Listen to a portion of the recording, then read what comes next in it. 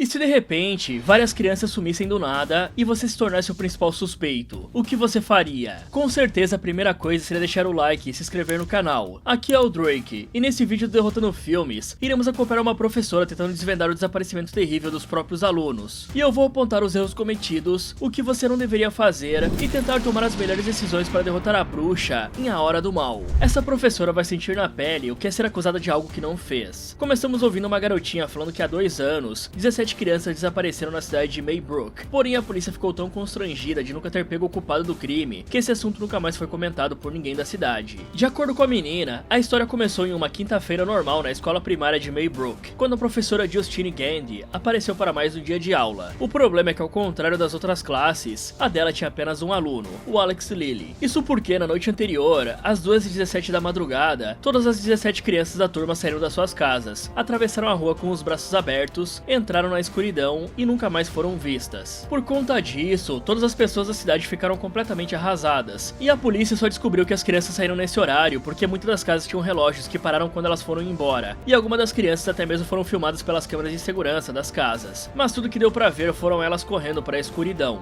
E como o Alex foi o único que não desapareceu, a polícia conversou muito com ele para saber o que tinha acontecido com o resto da classe, e se tinha sido tudo planejado por eles. Porém, o garoto não sabia de nada, e ouvindo isso, os policiais perguntaram se algum programa de televisão falou algo sobre fugir de casa. Só que mais uma vez, o Alex não sabia, pois nunca tinha visto algo assim. Fora isso, os policiais também conversaram com a senhora Gandy, para ver se ela sabia de algo, mas assim como o aluno, ela não fazia ideia do que tinha acontecido. E por conta das investigações desse desaparecimento em massa, a escola teve que ficar fechada por um mês inteiro, e na noite anterior ao retorno das aulas, foi feita toda uma reunião com os pais dos alunos, para que eles recebessem atendimento psicológico dos vários profissionais que foram chamados para ajudá-los a lidar com o luto, que é onde a nossa história realmente começa. Isso porque, durante essa reunião, um dos pais das crianças desaparecidas fala de maneira agressiva que é muito estranho que todas as vítimas sejam de uma mesma classe. Por isso, ele exige que a professora Justine explique o que ela estava fazendo naquela sala, algo que joga toda a pressão e suspeita em cima da pobre mulher. Aí, sabendo que estava andando na corda bamba, a Justine sobe no púlpito e começa seu discurso com a voz trêmula, pedindo desculpas pela situação e falando que sente muito. Além disso, a professora fala que, assim como os pais, ela também amava aquelas crianças. O problema é que nenhum deles acredita nisso, e até mesmo gritam com ela, dizendo que deveriam prendê-la até que a Justine fale o que aconteceu. Vendo isso, o diretor da escola tenta intervir, para falar que a professora está sofrendo assim como todos. Só que os pais estão tão putaços que falam que ele é um cúmplice, e que também deveria ser preso. E vendo que não tinha como ter uma conversa com essas pessoas, os dois são escoltados para fora da escola. Assim que a Justine entra no carro, o agente fala que é melhor se trancar em casa até tudo se acalmar. Mas em vez disso, após sair da escola, a Justine vai até uma loja de bebidas e pega algumas garrafas antes de finalmente ir para casa. O problema é que quando está indo pagar, ela recebe uma ligação de um número desconhecido lhe ameaçando, dizendo que é melhor a Justine se cuidar. Por conta disso, a mulher sai rapidamente da loja, percebe que tem uma caminhonete suspeita ali perto e vai embora para casa. O bizarro é que ao parar o carro, ela vê que a alguns metros atrás dela tinha uma caminhonete igual àquela que estava na loja de bebidas. Aí, achando isso estranho pra caramba, ela entra em casa, se tranca e bebe um pouco para esquecer o terror que acabou de viver. Afinal, ela é a suspeita número 1 da cidade e está claramente na mira de pessoas iradas e sem nada a perder. O pior de tudo isso é que enquanto ela está arrumando as coisas, a Justine escuta alguém na sua porta e vai verificar, descobrindo que na verdade não tinha ninguém ali. Só que na hora em que a mulher vira as costas, aliviada, pensando que estava ouvindo coisas, alguém bate com tudo na porta, assustando a coitada novamente, que pergunta quem é e não recebe respostas. Por isso, ela pega algo para se armar e sai para conferir quem está atormentando a sua noite. Mas lá fora, tudo que ela encontra é o carro dela pintado com a palavra bruxa, algo que deixa ela bem chocada. Na manhã seguinte, a Justine tenta limpar a lataria, só que como não consegue, ela decide ir para a escola assim mesmo. Chegando lá, a professora tem uma conversa com o diretor, que fala para ela tirar um tempo para ficar em casa e cuidar da própria saúde mental, e que todos os custos seriam pagos pela escola. Afinal, todos os pais estão bem abalados e revoltados com tudo que aconteceu. A professora até diz que só precisa trabalhar para ocupar a cabeça, porém o diretor explica que isso realmente não é uma boa ideia, já que os pais estão querendo o sangue dela. E aí, vendo que não vai conseguir mais dar aula por enquanto, a Justine pergunta sobre o Alex e pede para falar com ele, para que possa se sentir melhor. Ao ouvir isso, o diretor corta na hora a mulher, dizendo que ela não pode fazer isso, pois o Alex passou por muito estresse nos últimos dias, sendo um dos principais suspeitos dos desaparecimentos. Fora que ela tem esse costume de ultrapassar os limites profissionais, como quando levou para casa um aluno que tinha perdido o ônibus, e quando abraçou outro aluno porque ele estava triste. Pois mesmo que tudo isso tenha sido feito com a melhor das intenções, e que ela realmente se importe com os alunos, não é apropriado para ela fazer isso, sendo que ela não é a mãe deles. Então, sabendo que não pode mais ficar na escola escola por enquanto, a Justine sai sob o olhar julgador de alguns pais que estavam por ali e entra no carro, onde começa a chorar pensando em toda a injustiça que estava passando. E o que deixa ela ainda mais triste é ver o Alex saindo da escola sem poder ir falar com o menino.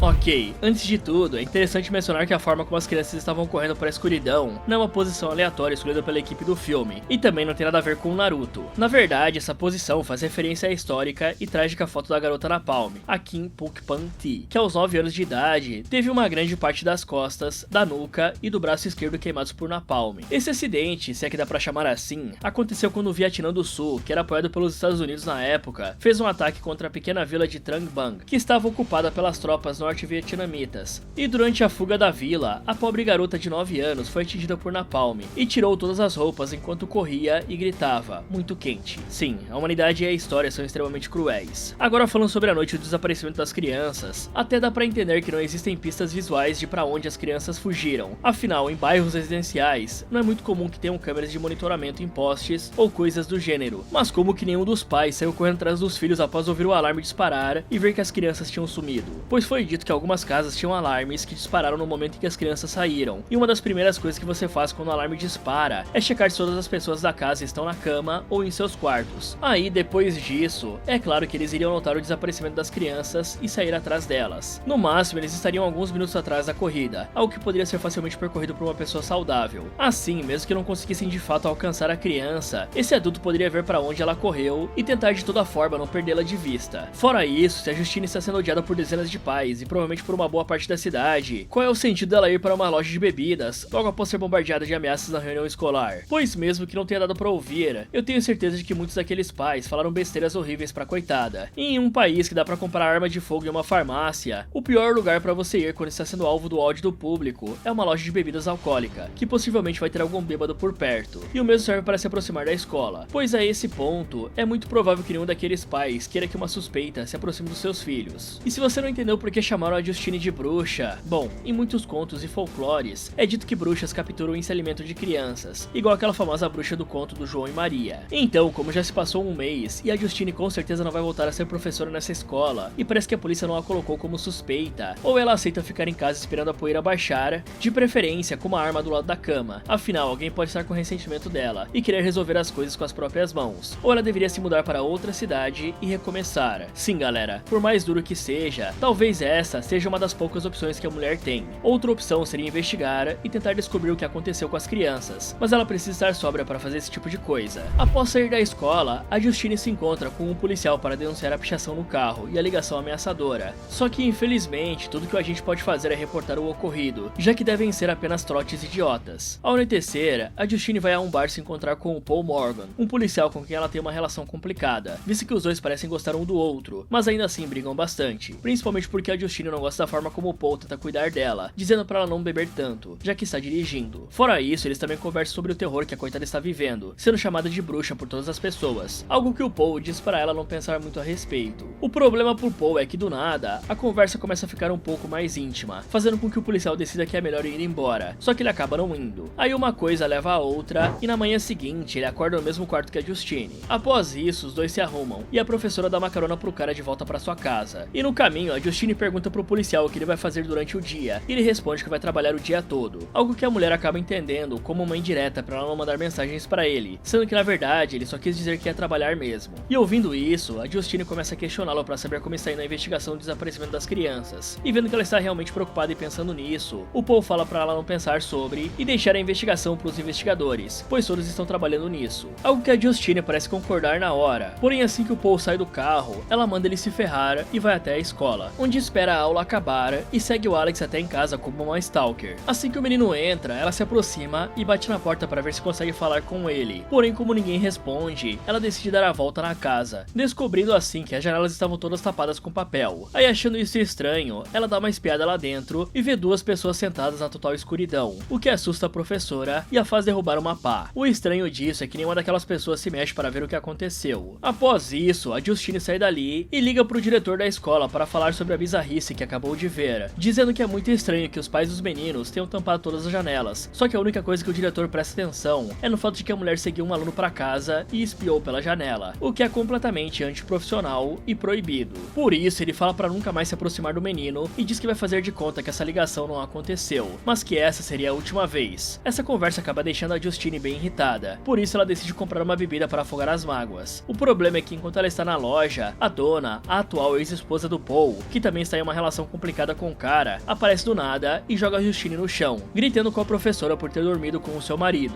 E a Justine tenta se explicar, falando que achava que os dois não estavam juntos, porém a mulher não dá ouvidos e joga a bebida na professora antes de ser afastada por um funcionário. Já ao anoitecer, a Justine acaba tendo um pesadelo em que chega na sala de aula e vê todos seus alunos debruçados sobre as mesas, com exceção do Alex, que está todo maquiado, com uma expressão bizarra. Isso faz a coitada acordar com o coração batendo a mil, e ao olhar em volta no quarto, ela parece sentir que tem algo estranho por ali, mas como não vê nada, ela decide voltar a dormir. Só que aí a Justine olha pro teto e vê uma figura assustadoramente estranha, toda maquiada, presa no teto, o que deixa a professora apavorada. O esquisito é que ao olhar de novo, não tem ninguém ali. No dia seguinte, a professora espera pelo Alex perto da casa dele, e assim que o menino se aproxima, ela sai do carro dizendo que só queria verificar como ele está, afinal tem sido muito difícil pra ela. Ouvindo isso, o garoto fala que está muito bem, porém a Justine acha isso estranho, e continua a conversa pra ver se não tem algo errado nessa situação. Porém, antes que ela possa fazer mais perguntas, o Alex grita com ela, dizendo para a mulher parar de segui-lo. No entanto, a Justine não se importa com isso e vai até a porta da casa para chamar pelo moleque, mas como ele não responde, ela decide entrar no carro e ficar do outro lado da rua vigiando a casa e esperando. Algumas horas depois, no meio da noite, enquanto a professora está dormindo, a mãe do Alex, que parece estar sendo controlada por algo, sai de casa com uma tesoura e vai até o carro da Justine, e como as portas estavam destrancadas, ela entra de fininho e rouba uma mecha de cabelo da professora. E voltando alguns dias atrás, nós conhecemos o Archer Graff, o pai de uma das crianças desaparecidas, e um homem que claramente ainda não desistiu de encontrar o seu filho, o Matthew, tanto que ele vê e revê toda hora a gravação feita do momento em que o menino correu para a escuridão. A questão é que o desaparecimento do filho afetou tanto o cara, que ele até mesmo cometeu erros críticos no trabalho, como por exemplo, esquecer de encomendar a grama sintética e pedir a tinta da porta da cor errada, algo que é bem grave, já que o dono da casa vai fazer uma inspeção em uma semana. Algumas horas mais tarde, o Archer vai até a delegacia conversar com o xerife para ver como está indo a investigação do desaparecimento, e durante o papo, o policial revela que eles estão colaborando com o FBI para ir atrás de cada pista que aparece pelo caminho, sem deixar nada para trás. Porém, isso ainda não é o bastante pro Archer, que pergunta se a Justine ainda não abriu o bico, afinal ela com certeza sabe de algo, já que além de ter um histórico de conduta inapropriada na escola, ela também foi pega dirigindo bêbada 2 anos atrás. Só que o xerife é curto e grosso com o cara, dizendo que não existe nada que prove que a professora sabia de algo, ou tenha feito alguma coisa para as crianças, pois elas saíram de casa sozinhas, sem ninguém obrigá-las. E o agente até questiona o que o Archer está vendo nisso, que ninguém mais consegue ver. Em seguida, vemos que o Archer foi quem questionou a Justine na reunião dos pais, querendo saber por que apenas as crianças da turma dela desapareceram. Além disso, fica claro que a pessoa que estava seguindo a mulher com a caminhonete também era o Archer, que chegou a segui-la até em casa e pintou o carro dela. Após isso, o Archer está dormindo no quarto do filho, quando de repente ele tem um sonho, ou uma visão em que ele volta para a madrugada que o Matthew desapareceu, e assim que dá 2h17, ele vê o garoto saindo de casa e correndo para a escuridão. Então ele segue o garoto e acaba voltando para a própria casa. O estranho é que ao olhar para o céu, ele vê a silhueta de um fuzil gigante marcando 2h17. Aí, sem entender nada, ele entra em casa e vai até o quarto do Matthew, onde vê o garoto deitado na cama como se nunca tivesse sumido. Isso deixa o Archer muito emocionado, fazendo ele pedir desculpas pro menino e perguntar onde ele está. Afinal, o cara sabe que tudo isso não é real. O bizarro é que nesse momento, uma luz vem de trás dele e ilumina a cama, mostrando que quem estava ali não era o Matthew, e sim aquela pessoa bizarra toda maquiada que a Justine viu no quarto. Isso faz o Archer acordar apavorado, totalmente cagado de medo e sem entender o que viu. Bom, eu até consigo entender que a Justine ama os alunos e está desesperada para encontrá-los. Porém, é sério que ela ainda não entendeu a situação em que está, porque sinceramente, se algum pai vê-la seguindo uma criança por ali, a única coisa que ela vai acabar ganhando é ser presa e dependendo do pai que ver, é pipoco no coco. Afinal, a mulher é odiada por meia cidade e todos acham que ela deve ter algo a ver com o desaparecimento das crianças. Fora que, como eu disse antes, qualquer um pode puxar um 38 do nada e mandar ela pra terra do pé junto. Fora que os próprios pais do Alex poderiam fazer isso se não estivessem fazendo o desafio do manequim. E o pior de tudo é que talvez nem desse problema, já que a professora invadiu o terreno deles. Por isso, se ela realmente quiser investigar essa situação e chegar ao fundo desse mistério, a escolha mais segura, por assim dizer, é se juntar a algum pai que não a odeie tanto e ver se pode trabalhar com ele nesse assunto. Pois dessa forma, ela teria acesso às filmagens da noite em que as crianças desapareceram, e os dois poderiam procurar por pistas do que possa ter acontecido, até porque duas cabeças pensam melhor do que uma. E assim, pessoal, a Justine deveria ter ligado para a polícia e falado que tinha algum problema na casa do Alex, até mesmo dizendo que o garoto estava em perigo. Dessa forma, algum policial seria enviado para investigar o local, e se apenas o garoto atendesse a porta, com certeza eles pediriam para falar com os pais dele. Mas não dá pra esperar muito da Justine, né? A mulher está fazendo uma vigilância na frente da casa do garoto, bebendo, e ela nem se preocupa em trancar o carro. Essa é uma ótima maneira de bater as botas. A sorte dela é que a mulher só queria um pouquinho de cabelo, o que foi bem anticlimático. Agora, se tratando do Archer, bom, dá pra entender o nervosismo do cara em querer encontrar o filho o mais rápido possível. Porém, ele devia ter imaginado que jogar todas as pessoas contra a professora, que talvez fosse a única que soubesse algo, era uma decisão completamente idiota. Afinal, algum descontrolado poderia decidir fazer justiça com as próprias mãos e acabar com a mulher, o que também iria cortar toda a possível pista que ela pudesse oferecer para encontrar as crianças. Além disso, por mais bizarro que pudesse parecer, se alguém tentasse olhar para essa situação com outros olhos, provavelmente conseguiria perceber que existe uma possibilidade sobrenatural e assustadora nesse desaparecimento, pois assim como mencionado antes, as bruxas geralmente são ligadas a crianças, e na maioria das vezes se trata de devorá-las ou de comer sua vitalidade e alma para continuar viva. E juntando essa lenda com o fato de que todas as crianças simplesmente saíram de casa sem ninguém obrigar, daria para suspeitar que uma bruxa pode ter sido a responsável por isso, ou pelo menos alguma seita macabra, que deu um jeito de sumir com as crianças para fazer algum ritual bizarro. Mais tarde, o Archer está se preparando para ir trabalhar, quando percebe que o canto para onde o Matthew correu naquela madrugada ficava na mesma reta de uma torre. Por isso ele volta para dentro e usa o mapa da região para fazer um tipo de triangulação usando as torres de sinal. Mas como ainda faltava informação, ele vai até a casa de uma mulher chamada Erica, que também perdeu a sua filha naquela noite. E depois de um pouco de conversa para quebrar o gelo, o Archer menciona a gravação da noite em que o Matthew sumiu e pergunta se pode ver a gravação que ela fez. No entanto, a Erica não se sente confortável em mostrar isso e recusa, ao que o Archer entende. Só que como precisa de mais material para fazer a triangulação corretamente, o cara espera o marido dela, o Gary, chegar em casa e fala com ele sobre esse assunto. A diferença é que o cara deixa o Archer dar uma olhada na gravação daquela noite, e dessa forma o homem persegue algo que ninguém mais entende. Por isso ele sai da casa e faz uma marcação de exatos 7 passos para o lado, traçando uma linha reta na direção à janela de uma casa, deixando o Gary e a Erica sem entenderem nada.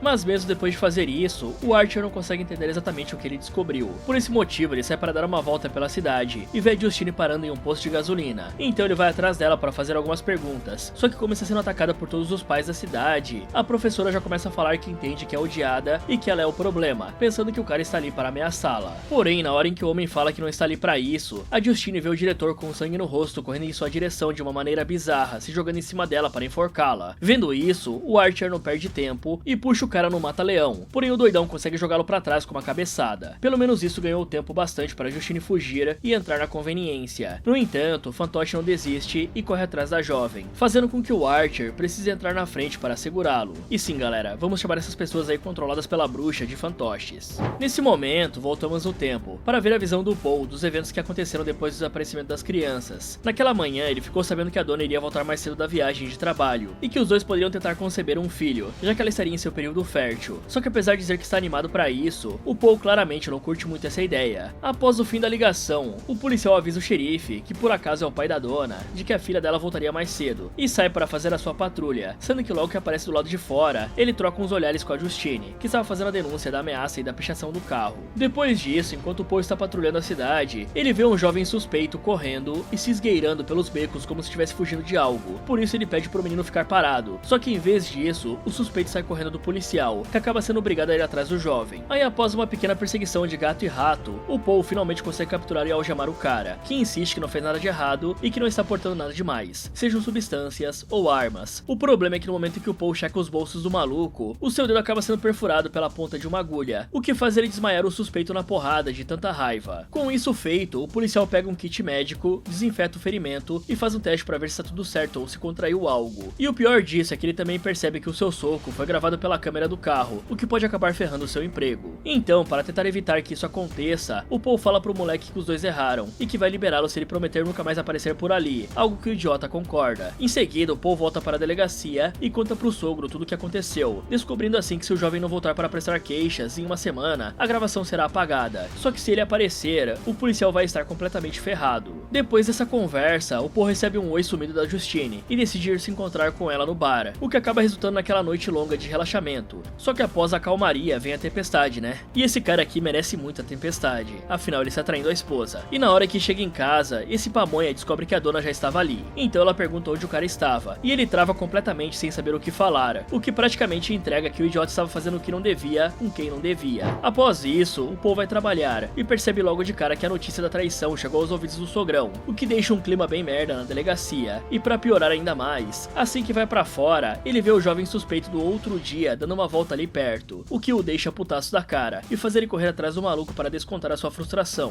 Com isso, nós passamos para a visão do James, que é justamente esse doidão que o Paul está perseguindo. O James é basicamente um nóia, que rouba e pede dinheiro emprestado da família para conseguir comprar mais paradinhas. E depois de ter sido pego e liberado pelo Paul, o James decidiu que era uma boa ideia roubar uma casa. E de alguma forma, ele conseguiu invadir facilmente uma casa grande de 2 andares. O bizarro é que essa casa parecia totalmente abandonada, com pedaços de papel colados à janela. Além disso, depois de descer para o primeiro andar, ele encontra 2 adultos sentados no sofá completamente travados no lança, uma visão bem assustadora e bizarra. Aí, percebendo que nenhum deles parecia se importar com a sua presença, o James continua roubando os objetos mais valiosos que tem por ali. Só que quando finalmente fica satisfeito e decide ir embora, ele escuta um barulho vindo do porão e desce para verificar, descobrindo assim que lá embaixo estava cheio de crianças paradas olhando para a parede. Isso até que do nada, elas olham para ele, fazendo o cara se cagar de medo e correr para fora da casa, o que quase dá errado, já que a porta estava trancada e os pais do Alex se levantaram para ir atrás dele. Por sorte, os 2 fantoches param de persegui-lo, depois que o ladrão sai da residência. E o cara tá querendo tanto as paradinhas que mesmo após viver esse terror, ele vai até a loja de penhores vender os itens que roubou. Mas enquanto está ali, ele vê o cartaz das crianças desaparecidas e nota que tem uma recompensa de $50.000 para quem puder dar alguma pista real das crianças, ou souber onde elas estão. E aí, se lembrando do que viu no porão, o James pega o dinheiro da venda e sai correndo para ligar para a polícia, informando que encontrou as crianças presas dentro de um porão em uma casa bizarra. Porém, tudo que ele quer saber de verdade é sobre a recompensa. O engraçado é que o jovem fala que tem fobia de delegacia, e até mesmo pergunta se alguém pode se encontrar com ele para entregar a grana. Mas como isso não era possível, ele decide ir à delegacia para levar os policiais até a casa e receber a recompensa. Sendo que foi justamente nesse momento que ele foi visto pelo Paul e precisou fugir para sua barraca no meio da floresta. O problema é que ele sente que tem algo de errado e olha em volta para conferir. E bizarramente, ele vê uma pessoa esquisita, toda maquiada, acenando para ele como se fosse uma assombração, algo que assusta o ladrão e faz ele correr e se esconder dentro da barraca, dizendo que era tudo sua imaginação. Só que nessa hora ele vê alguém se aproximando e pega algumas seringas para atacar. No entanto, assim que o zíper é aberto, quem recebe as seringadas é o coitado do Paul, que fica cheio de buracos no rosto e putaço com o ataque. Por isso, ele puxa o James para fora da barraca e aponta uma escopeta para a cara dele, deixando o jovem cagado de medo. Aí, para evitar ir de arrasta, ele grita dizendo que sabe onde estão as crianças desaparecidas e se oferece para levar o policial até lá, algo que o agente obviamente aceita. Então eles vão até a casa do Alex e o policial deixa o James preso no carro enquanto vai bater na porta da residência, que é aberta na mesma hora pro agente entrar. O esquisito é que o policial fica lá dentro por várias horas e quando já é de noite, ele sai correndo em direção à viatura e puxa o James para fora, levando ele para dentro da casa, pois a essa altura, o homem já tinha sido transformado em um dos fantoches. Ok, o Archer foi inteligente pra caramba em toda a investigação e bem observador ao perceber que as crianças pareciam correr para um ponto em comum da cidade, algo que nem mesmo os policiais notaram. E esse é o ponto aqui. No momento em que ele percebeu isso, o Archer deveria ter ido até a delegacia e contado o que descobriu, pois assim conseguiriam identificar o que tem naquela localização e coordenar uma operação para ir cercando aos poucos o local, na intenção de evitar que o culpado fuja quando perceber que foi descoberto. Fora que é bom contar para as autoridades essa informação, para evitar que ela desapareça caso alguma coisa aconteça com o cara. Agora falando do James, bom, dizer para um ladrão, um nóia, não fazer coisas que o coloquem em risco é o mesmo que chover no molhado, né? Pois o cara claramente não vai parar. Porém, fazer isso durante uma época tão tensa por conta do desaparecimento das crianças é ainda mais perigoso. Afinal, todo adulto deve estar pronto para defender a sua casa e o seu filho, para evitar que ele também desapareça. Por sorte, se é que dá pra dizer assim, o James entrou na casa do Alex e aparentemente a bruxa não estava lá, e por isso o cara acabou não tendo muito problema. Porém, as coisas realmente podiam ter saído do controle, e aí o idiota iria virar um fantoche ali mesmo. Não que ele tenha escapado desse destino, né? Porém, dava para as coisas terem sido bem diferentes. Afinal, dificilmente o Paul faria algo com ele na frente da delegacia, na frente de todos. Por isso, o que o James realmente deveria ter feito era continuar se aproximando da delegacia e gritado para o policial o motivo dele estar ali. Dessa forma, ele poderia fazer uma declaração formal do que viu, e provavelmente seriam enviadas várias viaturas até a casa do Alex para verificar a situação, o que deixaria a bruxa completamente sem saída, já que ela não conseguiria transformar todos em fantoches. Isso que eu nem estou falando da burrice do Paul de ter entrado na casa sem antes ter chamado reforços, ou passado um rádio informando da situação. Isso foi extremamente fora do procedimento padrão da polícia. E assim, galera, eu duvido que a polícia não tenha ido até a casa do Alex investigar as coisas, e a menos que uma ilusão muito grande tenha sido feita aqui, eu duvido que a bruxa tenha escondido esse monte de criança em plena luz do dia, sem contar os pais do garoto que parecem dois noias, e provavelmente teriam que estar presentes na hora da investigação. Após isso, nós voltamos um pouco para ver a visão do diretor Marcos, quando ele recebeu a ligação da Justine falando sobre como a casa do Alex era bizarra e pedindo pra ele ir lá conferir, já que a criança podia estar em algum tipo de perigo, e a obrigação dele reportar algo assim para o conselho tutelar. Mas como seria antiético ir até lá do nada, o diretor fala que vai chamar os pais do menino para uma reunião na escola. Então no dia seguinte, assim que dá o horário da reunião, a secretária avisa o Marcos de que uma senhora tinha chegado para a reunião, e apesar da senhora ser bem esquisita, o Marcos não vê nada de estranho e a convida para sentar para que possam discutir a denúncia de possíveis maus tratos. Sendo que é durante essa conversa que a mulher se apresenta como sendo a Gladys, a tia do Alex, que está ajudando a tomar conta das coisas enquanto os pais do menino estão doentes. Porém ela nunca fala qual é essa doença. Só que como a Gladys não é uma tutora legal do menino, o diretor ainda precisa conversar com os pais dele pessoalmente, para resolver essa situação sem envolver o conselho tutelar, algo que parece deixar a senhora bem irritada.